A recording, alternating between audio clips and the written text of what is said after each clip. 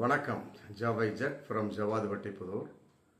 Power writer அப்படிங்கிற YouTube channel மூலமாக உங்களை மீண்டும் சந்திப்பு ரொம்ப மற்ற மகிழ்ச்சி. அத்தோட எங்கள் சேனலை சப்ஸ்கிரைப் பண்ணுங்கள், பெல் பட்டன் அழுத்த மறந்துடாதீங்க. அத்தோட எல்லாத்துக்கும் ஷேர் பண்ணுங்கள். அதாவது கிராமத்தில் ஒரு பழமொழி சொல்லுவாங்க,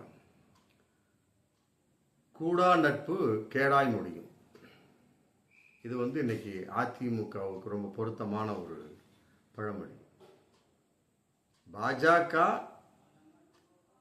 எப்படியாவது அதிமுகவை வீழ்த்த வேண்டும் அப்படின்னு இந்த ஒரு வருஷமாவே கங்கணம் கட்டிட்டு தான் இருக்காங்க. 2024க்கு முன்னால இருந்து நாடாளுமன்ற தேர்தல் முன்னால இருந்து அதுக்கு பின்னால எத்தனையோ தூதுக்கள் அனுப்பிச்சோம், எடப்பாடி படியவே இல்லை.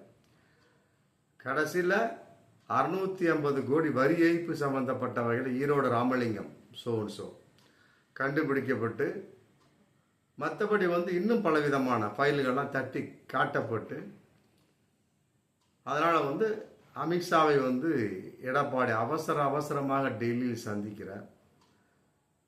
ஒரு 3 கட்டுப்பாடு. அண்ணாமலையை விளக்க வேண்டும், நாங்கள் தான் தலைமை கூட்டணிக்கு. மற்றபடி விலகினவங்க டிடிவி, ஓபிஎஸ், சசிகலாவை உள்ள சேர்க்கவே கூடாது. இந்த 3 கண்டிஷன் தான் நான் கூட்டணிக்கு தயார். பார்த்தாங்க, ரைட்டு.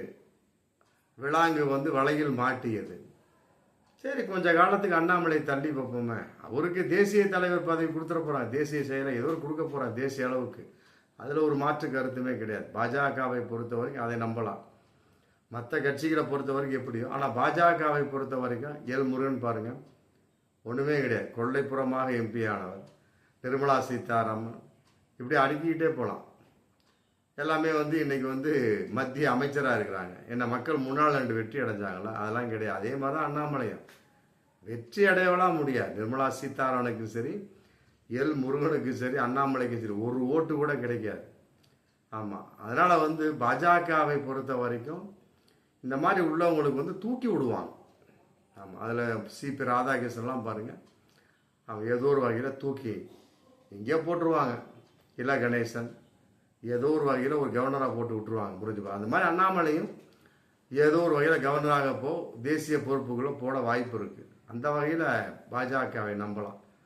அதன் அடிப்படையில் அண்ணாமலையை எப்படி விளக்கிட்டு அப்போ உள்ளே போட்டு எப்படியாவது ஒரு அமுத்தி அந்த அதிமுகவை இல்லாமல் பண்ணிவிடலாம் அப்படிங்கிறது பாஜகவுடைய மிகப்பெரிய ஒரு திட்டம். சரத்குமார் பாருங்கள், சமத்துவ மக்கள் கட்சின்னு வந்திருந்தாங்க.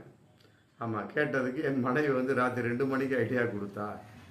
அதன் அடிப்படையில் அவர் சொன்னால் சரியாக தாங்க இருக்கும் அப்படின்னு சொல்லி போட்டு என்ன பண்ணிட்டாரு, பாஜகவோட கூட்டணி சேர்ந்தார். ஆமாம், விருதுநகர் தவிர போட்டிக்கிட்டார். இப்போ அவர் எங்கே இருக்கிறாருன்னே தெரியல. ஏதோ 2 ஒரு படம் நடிச்சுக்கிட்டு இருந்தார், அவ்வளோதான். இப்போ நடிக்கிறாரு. ராதிகாவை பொறுத்த வரைக்கும் சீரியல், மற்றபடி அவ்வளோதான். மற்றபடி அவங்களுடைய ஒரு நிலைப்பாடு என்னங்கிறது தெரிஞ்சு போச்சு. கட்சி நடத்திட்டு இருந்தப்பயாவது கூட சரத்குமாரை பற்றி ஒரு 4 பேர் வீதி 2 பேசுவாங்க. இன்னைக்கு அதுவும் கிடையாது. சுத்தம் ஒன்றுமே இல்லாமல் போச்சு. அந்த அளவுக்கு மிக மோசமான ஒரு சூழலை சரத்குமாரை அதே மாதிரி அங்கே சரத் பவார் மகாராஷ்டிராவில் ஒன்றுமே இல்லாமல் பண்ணிட்டாங்க. இது மாதிரி ஒவ்வொரு கட்சிகளுமே மாநில கட்சிகளை ஏதோ ஒரு வகையில் பிடி கொடுத்து அந்த கட்சிகளை ஒன்றுமில்லாமல் ஆக்கி அவர்கள் முதுகிலே ஏறி அந்த கட்சியை அழிப்பது, இவர்கள் ஜாம்பவம் ஆடுவது. பாருங்களேன், அதிமுக பாஜக கூட்டணிங்கிறது நடந்திருக்கலாம். பின்னால் பாருங்க, ஏகப்பட்ட பிரச்சனை இருக்குது. ஆமாம், கட்டாயமாக எடப்பாடி தூக்கி எறியப்படுவார். பழனிசாமி தூக்கி எறியப்படுவார். டிடிவி, சசிகலா, ஓபிஎஸ் எல்லாம் ஒன்று வருவாங்க. பாருங்கள், எழுதி வச்சுக்கோங்க, கட்டாயமாக நடக்கும் வாய்ப்பு. ஏன்னு கேட்டால் அதான் பாஜகவோட திட்டம். என்ன சொல்கிற, இப்போதைக்கு 3 பாயிண்ட் என்ன வேணும் உனக்கு? அண்ணாமலை வெளியே இவ்வளோதானே, இது ஒன்றும் பெரிய விஷயம் கிடையாது. போப்பா, வெளியே போயாச்சு. இப்போ இந்த நயினார் நாகேந்திரன் வரப்போகிறார், தமிழக பாஜக தலைவராக. முடிஞ்சு போச்சு, அவ்வளோதான். இப்போ அண்ணாமலை விளக்குனதுனால பாஜக தமிழகத்தில் இல்லாமல் போய்விட்டதா? அதெல்லாம் கிடையவே கிடையாது. நீ விலகுப்பா. எப்படியோ அந்த பூச்சாண்டியை ஒரே அமுத்திடலாம். அந்த விளாங்கு மீனை முடிஞ்சு போச்சு, அமுத்தியாச்சு, முடிஞ்சு போச்சு. எடப்பாடி எந்த அளவுக்கு துடித்து கொண்டிருந்தாரோ அவர் இருந்த அந்த நிலைப்பாடை இன்னைக்கு சுத்தமாகவே காலி ஆயிடுச்சு. அவருக்குள்ள மதிப்பே குறைஞ்சி போச்சு. இன்னைக்கு அதிமுக தொண்டர்கள்லாம் அதிர்ச்சி இருக்கிறார்கள். ஆமாம், செங்கோட்டையன் மற்ற SP Velu, KP Munusamy, RB உதயகுமார்லாம் வந்து கூட்டணியாக தான் இருந்து அவரை எடப்பாடி அமைச்சுக்கிறாங்க. அமித்ஷாவை சந்திப்பதற்கு கூடவும் போயிருக்காங்க. ஆனால் கூட வந்து செங்கோட்டையன் செல்லவில்லை அப்படிங்கிற மிகப்பெரிய ஒரு கேள்வி இருக்குது. அவர் தான் விலகி சென்றார். கடைசியில் கூட்டணியாக அறிவிக்கக்கூடிய சமயத்தில் கூட்டணிக்கு எங்கே போனார் அப்படிங்கிறது தெரியல.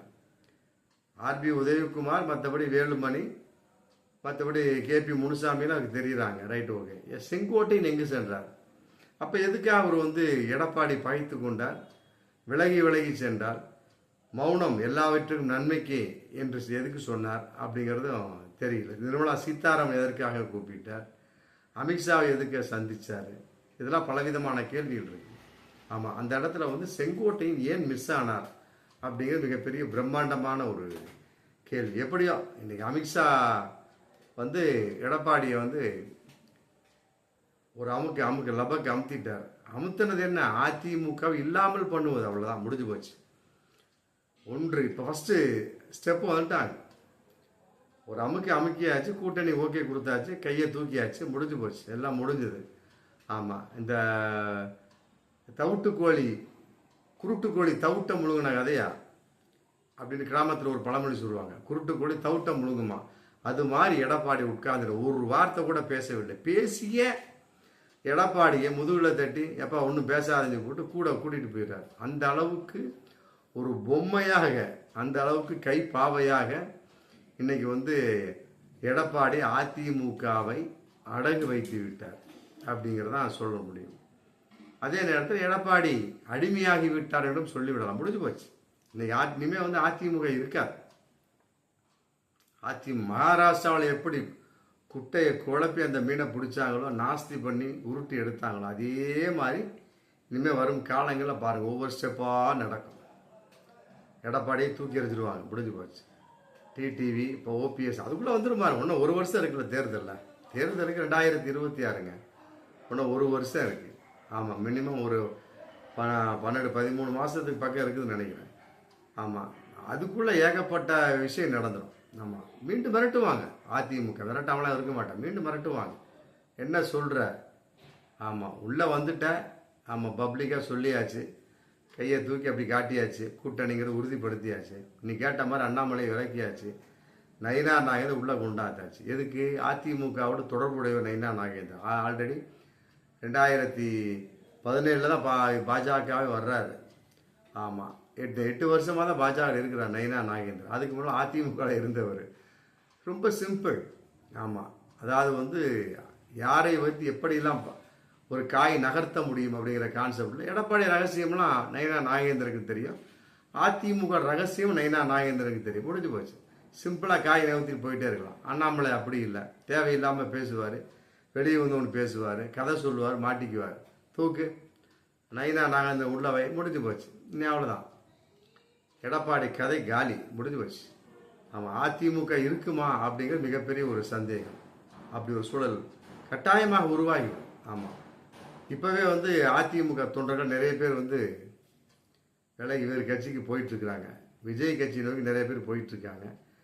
இதில் ஒரு விஷயம் என்னன்னு கேட்டால், பாஜகவோட கூட்டணி வச்சதுனால சிறுபான்மை மக்கள் நிறைய பேர் வந்து விலகிட்டு இருக்கிறாங்க. ஆமாம், நிறைய பேர் இன்னைக்கு தகவல் போயிட்டுருக்கு. கட்டாயமாக பாஜக கூட்டணி நிலைத்திருக்கும், அதை விட மாட்டாங்க. இன்னும் அவ்வளோதான். அடுத்து வரக்கூடிய 2029 நாடாளுமன்ற தேர்தல், மற்றபடி வந்து 2031 மீண்டும் சட்டமன்ற தேர்தல் கூட வரிசையாக அடுக்கிட்டே போயிடுவாங்க. அடுக்கிட்டே போய் ஒன்றும் இல்லாமல் அந்த கட்சியை நாதிப்படுத்தி, என்ன முன்னால் ஆவும் இருக்காது, பின்னால் காவும் இருக்காது, நடுவில் தீமு அப்படிங்கிறது இருக்கும், அதையும் பிரித்து மேய்ஞ்சிருவாங்க. முடிஞ்சு போச்சு, அவ்வளோ முடிஞ்சு போய். அப்போ என்ன ஆகும், அதிமுக ஒரு கட்சி இல்லாமல் பாஜக ஆக்கிவிடும். ஆமாம், அந்த அளவுக்கு அவங்க கொக்கியை போட்டாங்கன்னா வேலை முடிஞ்சது. எல்லாத்தையும் வச்சு மிரட்டியாச்சு. இன்னும் என்ன இருக்குது, ஆமாஞ்சாமி தான். ஆமாம் ஆமாம், எடப்பாடியா ரைட்டு பண்ணி இப்போ அந்த செயலாளர் பதவி விலகி ரைட்டுங்க, உள்ளே நெய்யா வணக்கம் சாமி, முடிஞ்சு போயிட்டே இருக்க வேண்டிய. அடுத்து எல்லாத்தையும் உள்ள வை, எல்லாத்தையும் தூக்கி. ஏன்னு கேட்டால் எடப்பாடியை மட்டுமே வச்சு ஓட்டு வாங்க முடியாது, அது அமித்ஷாவுக்கு தெரியும். 2026க்குள்ளே டிடிவி, ஓபிஎஸ், சசிகலா எல்லாம் உள்ளே வந்துடுவாங்க பாருங்க. ஏன்னா நயினா நாகேந்திரன் தேவர் சமூகம், டிடிவி, மற்ற ஓபிஎஸ் சசிகலா எல்லாம் தேவர் ஒரே சமூகம். எல்லாம் ஒன்று சேர்ந்து என்ன பண்ணுவாங்க, எடப்பாடியை தூக்கிடுவாங்க. இவருக்கு கவுண்டர் சமூகம் முடிஞ்சு போச்சு. அண்ணாமலை வச்சா கூட ஒட்டி உறவாடக்கூடிய சூழலும் இல்லை.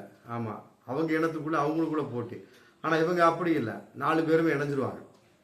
இணைஞ்சிட்டாங்கன்னா முடிஞ்சு போச்சு. எடப்பாடிக்கு இங்கே வேலை கிடையாது. அவர் என்ன ஆகும், அதிமுகவுக்கு யார் கண்டா சசிகலாவோட தலைமை ஏற்கலாம், வாய்ப்பு இருக்குது, நிறைய இருக்குது. அப்புறம் ஓபிஎஸ், டிடிவி, அப்புறம் அமமுக அவர் க்ளோஸ் பண்ணிட்டு நேராக அப்படியெல்லாம் இணைஞ்சிருவாங்க. 2026 சட்டமன்ற தேர்தல் என்னங்கிறத பார்ப்பாங்க. ஆமாம், இதற்கு இடையில விஜய் கட்சியோடு ஆமாம் அவர்கள் பேரம் பேச வாய்ப்பும் கிடையாது, கூட்டணிக்கு வாய்ப்பும் கிடையாது. சீமான் கட்சி சம்பந்தப்பட்ட வகையில் இன்றைக்கி தகவல் போயிட்டுருக்கு, பாஜகவோட கூட்டணி அமைக்கலாம் அப்படின்னு. அதுக்கு பெரிய மாற்றத்தை நம்ம சொல்ல முடியும், நிறைய வாய்ப்புகளும் கிடையாது. எல்லாம் ஒரு தகவலின் வெளிப்பாடு, இது மட்டும். மற்ற இது கன்ஃபார்ம். ஆமாம், அமித்ஷா கையில் அதிமுக அழியும் நேரம் நெருங்கி விட்டது. ஆமாம், எடப்பாடி தூக்கி எறியப்படுவார். அவ்வளோதான், முடிஞ்சு போய் அடுத்தடுத்து எல்லாம் உள்ளே வந்துடுவாங்க. ஆமாம், ரம்மி பீஸாக இருக்கக்கூடிய இன்னைக்கு எடப்பாடி ஆமாம் நாளை வரும் கால் டம்மி பீஸாகப்படுவார் அப்படிங்கிறது பகிரங்கமான உண்மை. அதிமுக இருக்காது என்பது அதை விட உண்மையிலும் உண்மை. பார்ப்போம் மீண்டும் அடுத்த வீடியோ. நன்றி.